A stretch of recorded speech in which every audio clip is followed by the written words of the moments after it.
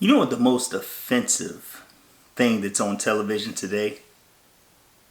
In my opinion, I believe it's the Experian commercial with the big financial friend. And that big guy, Sam Richardson, I think the actor's name is. He should be ashamed of himself for putting that kind of imagery out there. You've got this guy who's kind of nerdy looking with a sweater vest, looking at this girl go out on dates with other men while he's fixing a car and doing all that stuff. Now I understand that that is just a fictional commercial trying to prove another point or trying to sell another service. Experian is a financial services company, but the imagery behind the commercial is something that men deal with on a daily basis. And I don't like the imagery. It's offensive. And I don't know who focus grouped that commercial, but if it was up to me, it would be taken off the air. Now, I say that because I'm familiar with propaganda. I've been exposed to it. I've read a little about it. I understand who are the kind of founding fathers of propaganda and the type of damage that it can do to the collective consciousness of the populace of a country or of a state or just wherever groups of people gather together. A groupthink can form based on the type of media that is consumed. That's the power of propaganda. There's a book by a gentleman named Tom Burrell. It's called Brainwashed, Challenging the Myth of Black Inferiority. Now, I read that book probably 10 years ago, and it exposed me to certain images that I can't unsee now. So every time I watch something, I'm always scrutinizing it to see what kind of propaganda exists within the media that I'm taking in. Now, I don't want to make this video about race because I had another thought. And it made me think about how I grew up in the 90s where there were a lot of TV shows that would depict the scrawny, nerdy, studious individual, whether it be male or female, with the Coke bottle glasses, the backpack, the braces, someone who's not very physically imposing or coordinated. And they were always depicted as the smart ones on television, while you had the people who were considered the dumb jocks who played the sports and really couldn't pass a test if their life depended on it. And it made people believe, or at least I would say it made me believe, that smarts and physical strength couldn't coexist. Now, this is how things were depicted in the 1980s. It makes me question why we couldn't be whole in those days. Why you had to either choose a side, be one or the other. Now, there's some people, depending on what their goals are, that would rather be smart, despite the fact that it comes with a little bit of social isolation and ostracism. A lot of the smart people rarely went on dates. They didn't have much of a social life outside of the other people who were social outcasts. And it made being smart seem like something that was a little bit on the outskirts of what you really wanted to be and deal with. Whereas the jocks, despite the fact that they lacked any kind of critical thinking skills, they were able to have social lives and go out on dates, and they were the cool kids, despite the fact that their intellect lagged behind their physical appearance. Now, the great thing that I enjoy is that I don't want to say study history, but I like to look to the past to see how the thinking and how the imagery has shifted. And if you go back to 1787, there was a French painter. His name was Jacques Louis David. I believe that's how you pronounce it. And he painted a painting called The Death of Socrates. And if you look at The Death of Socrates, you'll see Socrates in the middle being as defiant as ever. Right before he's forced to drink a poisonous dosage of hemlock because he was convicted of some crime against the government. And it was probably his outspoken nature that got him into trouble. I'm not exactly sure right off the top of my head what it was. But as he's sitting there with his finger in the air, reaching for the cup of hemlock, you notice one thing. Well, you notice a couple things. Socrates is an old man in this painting. Socrates, we already know, is a gifted orator, writer, philosopher. He's crafting ideas that would change the world going forward forever. If they didn't change the world, they definitely impacted the world and influenced the decisions of many powerful people going forward. But one of the other greatest things that you notice about this painting is that the artist decided to make this elderly man who's a writer and a thinker. And you don't know what his athletic or physical prowess was, but in that painting, he's depicted as a jacked old man. Usually you don't see physiques like that in the modern world. And it makes me wonder, when did the shift happen? When was there a definite divide that came through our psyches that made us choose one side or the other? Why can't we be whole? Why can't we be equally smart and equally physically gifted? Obviously, genetics play a role in it. But in the modern world, we're usually forced to pick a side. But I would say we'd have to look no further than geometry and look at the equilateral triangle. Each side is equal. The angles are equal. And coincidentally, that just so happens to be the strongest triangle there is. Now, what happens if you were to look at the triad of the human psyche or the human interests and you were to be off balance? You wouldn't be quite as strong. Let's say one side of your triangle, which is the longest side, just so happens to be your intellect, but you neglect your physical side. And there's a lot of people in this world and in this country who don't even consider a spiritual side. So what happens then? You're out of balance. You're not as strong. But if you spend as much time equally focused on your physical, on your mental, and even on your spiritual to fill in the gaps that the other two don't cover, you would almost be unbeatable. You would be unshakable. You would probably be unstoppable. Which is why I theorize that the media doesn't want you to connect that loop. They don't want you to place equal importance on your mental, your physical, and your spiritual sides. What they want you to do is to either leverage your brain power or your physical ability in the pursuit of profit. And when you use either one of those to pursue financial gain, you're in a very vulnerable position. And I can speak on that from firsthand experience, from going through a phase where I kind of neglected my physical health in the pursuit of profit. And while there were some successes where I have brought in a lot of money, I put myself in a very vulnerable position to where I would end up allowing the stress of that pursuit to put me in a position that would not allow me to carry on.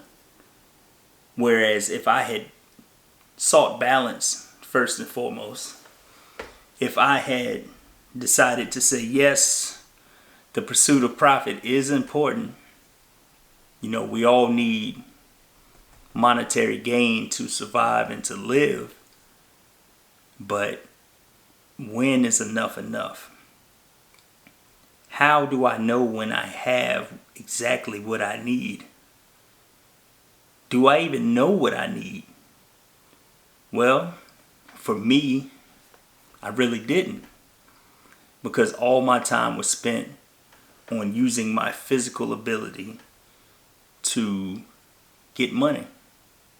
And then you get money after you're exhausted, and in order to compensate for that exhaustion and that depression, you spend all that money on stuff that you really don't need, that you'll rarely use, and that honestly will pull on your energy to the point where it makes it difficult to continue. So then you have to ask, what was it all for? I destroyed my health in order to get money because I was completely out of balance. I didn't make the triad equal. I didn't look at, yes, I need to develop my mind, stay in the books, listen to the right podcasts, find mentors.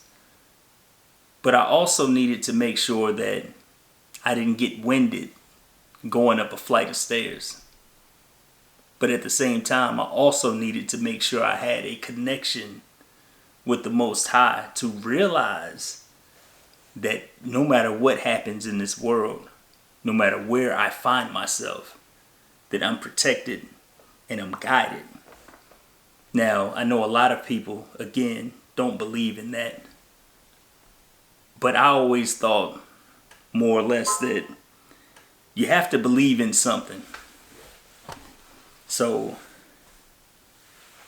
believe in something that's guiding you so that you don't fall into despair when the inevitable negative circumstances come to you. Because they're going to come, regardless of what you do. You know, many people, they don't study all the laws of the universe, but they do believe in karma. So, many people will condemn you when you have negative circumstances befall you. And they'll say, oh, that's evidence that this person wasn't living right in one way or another.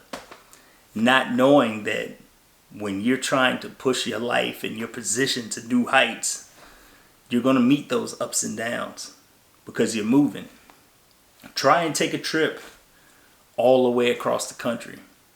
If you go across any area of land in the world, now I haven't done the geology of the entire globe, but I'm sure there are peaks and valleys everywhere.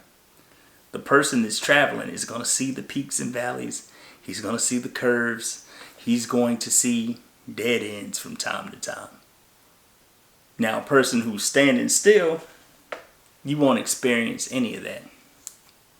A person who stands still and goes to sleep when they're told to is never going to see the darkness because they're going to be asleep. But for those of us who travel any type of path, we're going to experience all those things, regardless if the people around us deem us to be good or bad. It's irrelevant. It reminds me of the Bible verse that Solomon wrote in Ecclesiastes.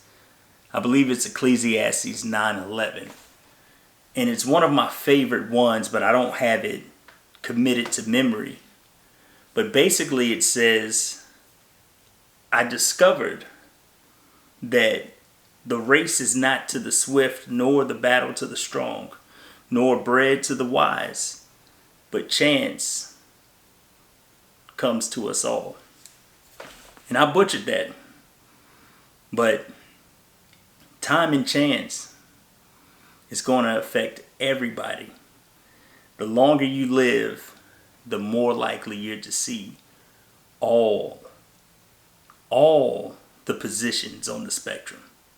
It's not going to be all highs and it's not going to be all lows. But make sure, as always, that you guard your thinking.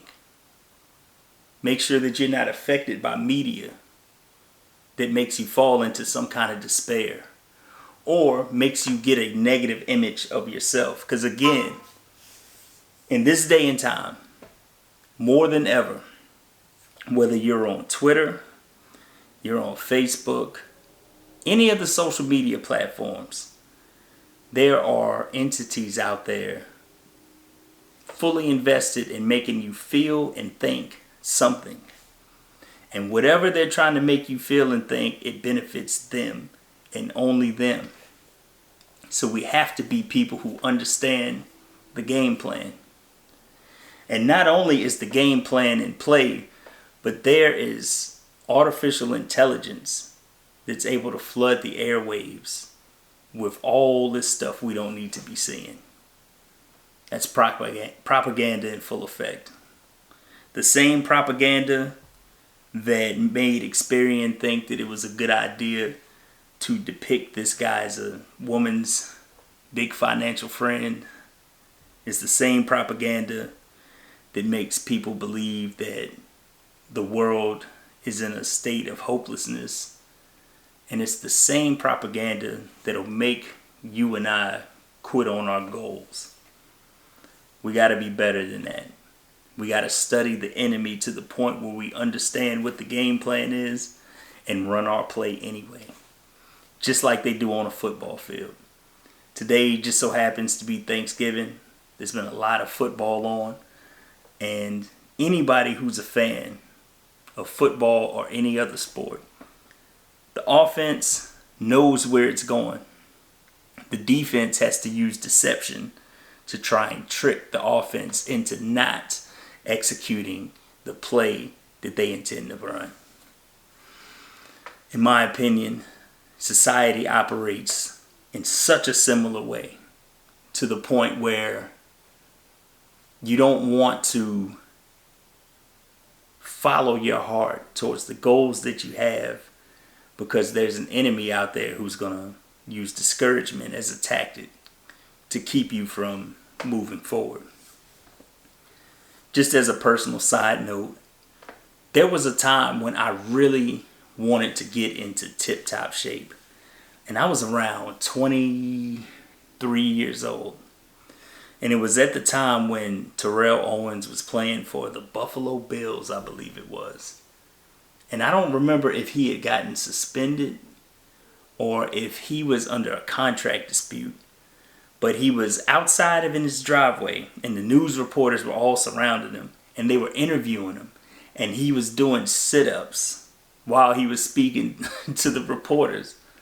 And I thought that was like the craziest thing. It blew my mind. And I'm looking at him and I'm like, this guy is in incredible shape.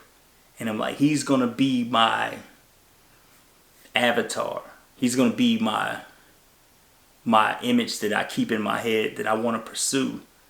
And I would tell people that I worked with, and they came up with every excuse in the world as to why it couldn't happen.